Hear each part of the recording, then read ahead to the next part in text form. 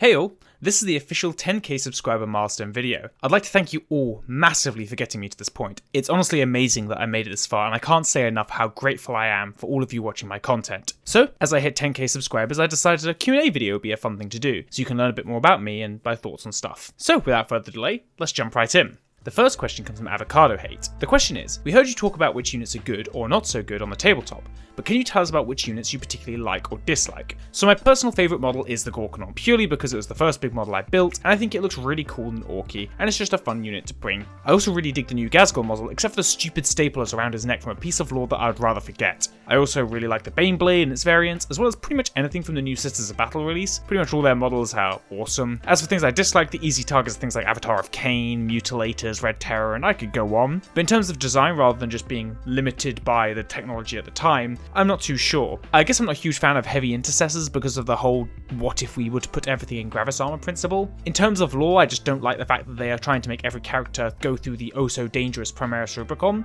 Just makes the lore look a bit silly when it's supposed to be really dangerous and it's had a 100% success rate. The next question comes from Luke the Cell, who asks, do you think it's too early to be doing Codex reviews for 9th edition? You are right when there is a ton of flavour of the month things that come and go, but the idea of the Codex review is to be my best judgment on what is or what will be good throughout the edition. That's why there are some videos that often end up not being entirely accurate, because my judgment isn't perfect. If anything, these videos do provide a good point of discussion, especially when I get things wrong, because people can identify in the comments what is good, and they can tell me why they think it is good, although sometimes I just really goof and put things in the wrong place.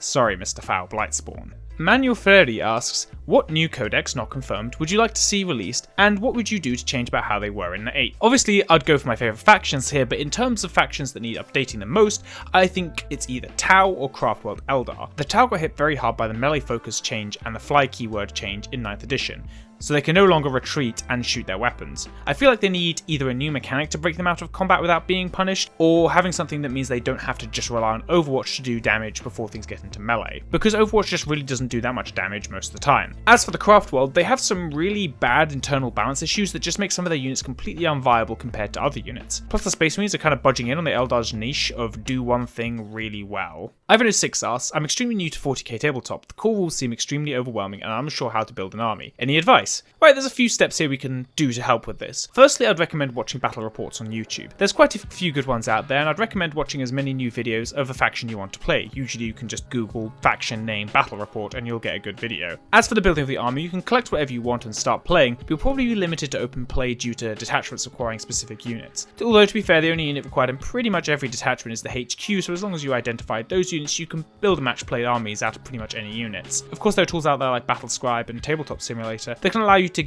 just try out the game and see what works, because the best way to learn the game, of course, is to actually play it with somebody else. Although I'd recommend getting a somewhat good foundation of the rules by reading it through other sources or through the core rulebooks. Kenneth Ward asks, do you feel any pressure to make these, assuming here he means the Codex reviews when he says these, as accurate as possible? I guess yeah, I do try to appeal to the majority sometimes and match the common thought if it's sensible. I do try and challenge and theory craft the common mentality where possible, just so I can have a bit more interesting and different from what everyone else thinks. Unfortunately, this does backfire sometimes, but hey, you live and learn. To be fair with Warhammer, with a high amount of variance from dice rolls, it leads to pretty much any unit performing well, when mathematically they aren't particularly good. So most of the time you can take whatever you like. Tom Ostieg asks, when will you show your face? I don't know, that's some arbitrary subscriber milestone probably. SVT Sandman asks, do you think there is a need for an updated Orc tier list with a new edition, or does what you say still stand?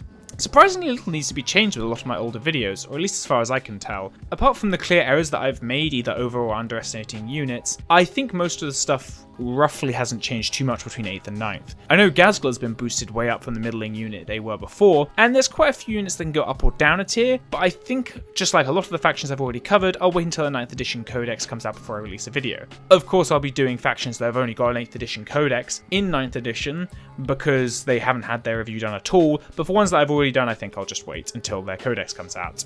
Pilepiper asks, who is your favourite Warhammer 40k character? Also, what is your opinion on the Beanblade? Yes, my channel memes. I'm down to groove with some funny memes, and the Beanblade is one that confuses me, but I'll roll with it.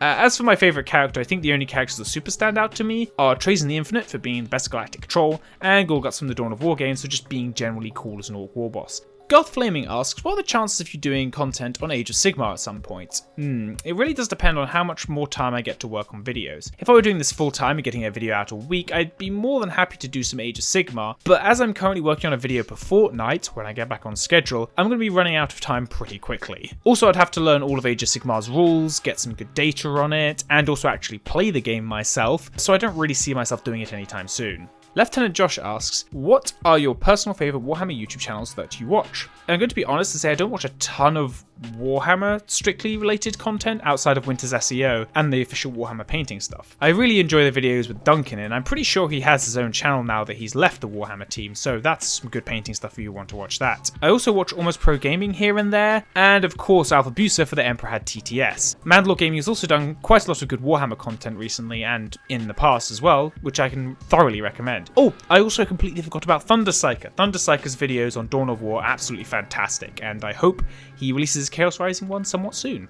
Sly Marbo asks, what do I like and dislike the most about 9th edition? I dislike the over-focus on infantry and abundance of space marines. In fact, the amount of factions left in the gutter is probably higher than in 8, but only time will tell. The things I like the most are the introduction of turn-by-turn mechanics, that is army-wide mechanics that change every turn, sort of like combat doctrines. The ironing out of cover rules, blast weapons being added, and vehicles being able to shoot into combat, of which only really the blast weapons and cover rules are competitive-minded, I guess. To add on to the question, the one thing I'd like to see changed is the AP system. All AP levels above 1 are so much better than 0, and saves of 4 up and 5 up just feel super unreliable. While I wouldn't go back to the old system of just reaching a threshold, just dunking your entire save in the bin, I would like to try a system that I've talked about in a previous video, which reduces the point of AP for every single strength you are under the enemy's toughness. This just helps out high toughness, low save units from getting their wounds constantly plinked off by things that wound on a 5 up, but have good AP. Jackson Trotter goes for a 3-for-1. The first question is, do you ever want to show off your models? For models, yeah, I did show most of them off in the Orcs Codex update video, but for the sake of most people seeing them, here you go. I've got Orcs, some Imperial Guard I got off of a friend, some Space Marines I got off of a friend, some Khorne Demons, and a lot more that I need to paint up, some Flesh Eater Courts, and there's some other various models that I've got lying around. I've also got quite a bit more work in progress stuff on top of this, pretty much entirely for IG and Orcs, but again, I said there's some Khorne Demon stuff. Once I've got all that cleared up though, I'll probably look into starting a new army.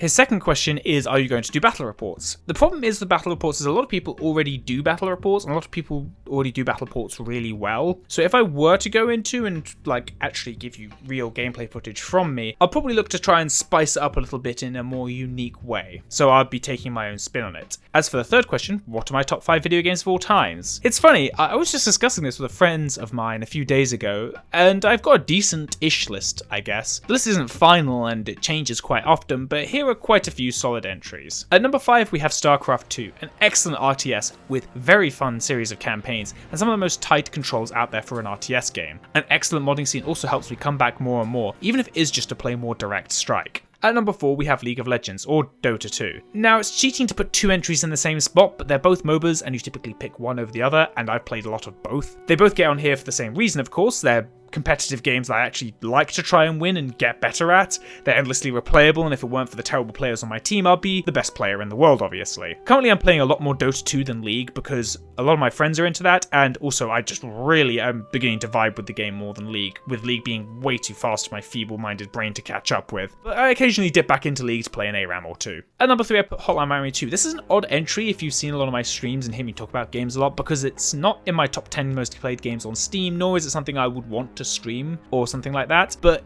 this is more of a personal thing because it impacted my life so much. The game basically introduced me to most, if not all, of the music I listen to today. Before this game I just thought I really didn't like music and it wasn't for me. Then it blew me out of the water with hit after hit, and I was like, man, this is what music can be. Yeah.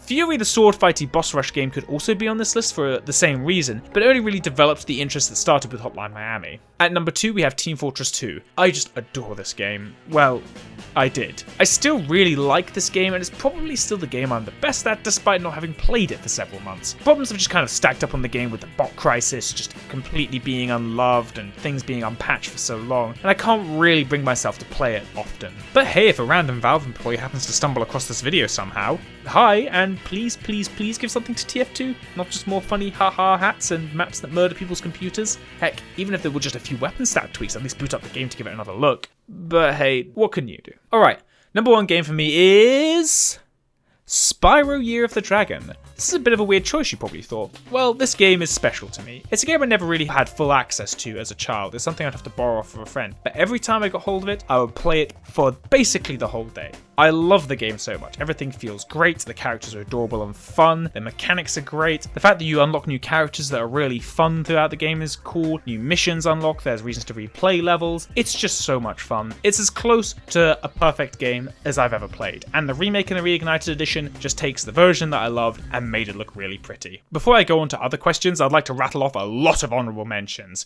So, SimCity 4, Dawn of War 2, Battlefleet Gothic Armada 2, FTL Faster Than Light, Into the Breach, Darkest Dungeon, Hearts of Iron 4, Barbara's You, Fury, Halo Reach, Age of Empires 2, Left 4 Dead 2, Risk of Rain 2, Star Wars Battlefront 2, Empire at War, Tabletop Simulator, Total Warhammer 2, Minecraft, XCOM Anyone Unknown, Rollercoaster Tycoon, and like a million and one different Flash games that are probably all dead now. Alright, that was a long one. Nicholas Rochette Caven asks, what have you always had an interest in but haven't pursued yet / been able to pursue? In terms of real life, video game jams are probably the one thing that I've always thought was a really cool idea but never actually entered myself. I love designing games, but I always have a problem with overcomplicating them and trying to make things that would take months to complete. And I feel like I'm a bit more of a hindrance to a game dev team than a help. But hey, I can program and do art and music, so every now and again I sit down for a few weeks and try to make a game before realizing I have other things that I need to do, and then I lose track of the project. In terms of Warhammer though, I've always wanted to start a Sisters of Battle army since their new release, and I want to develop my Khorne Demon army because honestly, for both of them, so many of their models just look cool. But the amount of red for a Khorne Demon army has kind of put me off, and I'll probably end up doing a Sisters of Battle army in red as well because Bloody Rose is a cool faction, and I also have an abundance of red paint. Tim asks, what are you playing in this video? Dawn of War 2. It's the last stand game mode in that game. I very much recommend it, even if it's just to play the campaign. Very fun game. Also, any recommendations for Necron factions? In terms of colour scheme, I'm a big fan of Sautek, Novok, and Nylak. They just really stand out to me, and they look cool. As for choosing which one to play, the custom dynasty of objectives secured and free move at the start of every game is generally considered the best one. I'd be inclined to agree with that, having severely underrated how good a free move is when it is both army-wide and on a pretty slow army, and considering the current methods of how to start the game. Sean Mook asks, is there any character from the lore you'd like to see as a model later down the line? Yep. Easy peasy, Vect. The Dark Eldar need a big main character model in their roster, and Vect used to have rules, and now he doesn't. I just want to see him on the tabletop, to be honest. The ECS asks, what factions are you playing and collecting yourself? And Pan Sygek also asks, do you play any other army than Orcs? The factions I have played are Orcs, Imperial Guard, Sisters of Battle, Tyranids, and Tau. The factions I collect are Orcs, Imperial Guard, and Khorne Demons, primarily at least. JSaw asks, will you do a stream of Dawn of War 3 campaign for our amusement? Sure. Bus Beyblade asks, who's your favourite Primarch, Traitor, and Loyalist? Vulcan, because the Salamanders are the coolest, and my favourite Space Marine Legion. Plus he killed the beast and is immortal, which is pretty epic. If they're making a comeback, I'd like to see him as like a both Orc and a Space Marine unit, but I highly doubt that it'll happen. As for Traitor, I don't put as much thought into the Traitors as much, and none stand out super much to me, but Vulcan seems like a cool character, magical sword corruption aside. Shotgun Sam 21 asks, will I ever do a painting stream or something of the sort? I think you will vastly overestimate how good my painting is, but once I've plowed through a lot of the Warhammer games, I don't see why not. Could be a fun stream to do.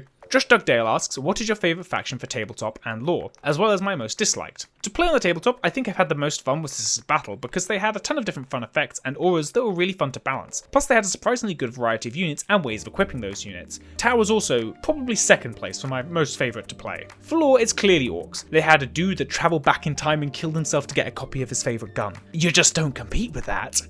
As for least favourite, lore-wise, it's Space Marines. I think they have too much good guy treatment after the Horus Heresy, and a lot of their lore just kind of feels like beating up everyone else's cooler factions. I guess also the Eldar get some kind of shafted with their lore as well, but I feel like, for me, it's the Eldars being shafted rather than there's an overabundance of it, and it's not particularly fantastic. As for tabletop, there's a few contenders, but I think the least fun I had was against an Imperial Guard and Space Marine army in an Apocalypse game, but the thing that really ruined that game was the Vindicare Assassin that was impossible to get to that would take apart all the auras that Orcs need to function as an army. So the least fun is Imperial Agents. Yep. Deskill Danfi asks, what do you think each army in the game is lacking? Using incredibly broad strokes instead of going over for every faction, I'd say uniqueness and intra-unit balancing. With Uniqueness, a lot of armies have sort of blended together at the start of 8th due to the removal of a lot of old, wacky and crazy rules like turning things into squigs as orcs. Don't get me wrong, I think they are a lot easier to learn and way better balanced, but the old shock attack gun rules do look a lot more fun than they currently are. At least if half the rules weren't killing the mech that's carrying it. As for intra-unit balancing, it's just the difference in strength between units within any given codex. I know the Eldar are pretty bad for this, but I think every codex has a fair share of duds.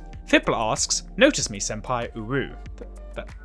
That's not a question, but consider yourself noticed. Cup of Eagles asks, "What is your favourite army?" I'm considering this a combination of both lore and tabletop gameplay, as I've already answered those questions separately. It is a tough question, to be honest. I like the Orcs a lot for their lore, but their gameplay feels ridiculously swingy and often ends up with one player feeling a bit cheated out of a game. And as for Sisters, I love the models and the gameplay, but their lore never really has been super interesting to me. For balance, I'll say Guard to get the best of both worlds. They have good lore and they have some pretty cool models and they're fun to play. Enrique Inez asks, "What is my most expected range revamp?" So I think what you mean to say is what one would I like to see most revamped, because the obvious answer is Craftworld Eldar. They are so desperately in need of it. So many of their models are in fine custom metal, it's actually embarrassing, but I highly doubt that's going to actually happen. If anything, I would expect them to release a new range of Space Marines before they release Craftworld Eldar. Alright, let's finish this off with a handful of rapid fire questions. Are you an Aussie or a Kiwi? I'm a Brit in real life, but Australia looks like the cooler of the two countries, so I guess Aussie. Do you think there'll be a Dawn of War 4? Yes, but not anytime soon. Will you make an insert faction name here tier list? Yes, eventually. Favourite Chaos God? Do Gork and Mork count? If not, Khorne. How was your day? It was very good, made all the better by reading all of these questions and seeing all the support from you guys in the comments. Alright, I think that does it for the Q&A video. I've had a lot of fun answering these questions, and I'm looking forward to making more videos in the future. As the Codex releases are a little dry, I'm going to be releasing a couple more experimental videos, so if you could watch those, that'd be fantastic. If they're not your cup of tea, then feel free to tell me what I can do to improve them in the comments below. Hopefully the Death Guard Codex comes out soonish though, so I can get working on that. Ooh, one more thing. In my Discord, link in the description, we have been discussing how to run a 40k tournament over Tabletop Simulator. If you're interested in some casual competition, join the Discord and sign up for the tournament with the link that should be in the announcement channel at the time of uploading this video. There will be weekly games, and if you get towards the top, you'll not only get a buy in future competitive tournament, but will also be part of a video where I analyse your lists and talk people through how they worked, and also your favourite and MVP units in the games. Plus, if you make it to the last round, you'll even be viewed on stream, as I'll try to make a stream about the time that works for both players in the finals, and probably semi-finals as well. Very exciting stuff. I think that's everything that needs to be said in this video, apart from the fact that I want to thank you all very much for getting me to 10,000 subscribers once again, and also for supporting the videos, watching them, liking them, and joining the Discord, just all this lovely community that's going on here. It's just fantastic to see it blooming. I hope to see all of you in the next video, and I have a very special shout out for all the members in Denob's tier. We have Fipla, Diego Sousa, Eberson, and Tom Ostieg. Thank you very much for watching this video, and I hope to see you at, I don't know, 20,000 subscribers.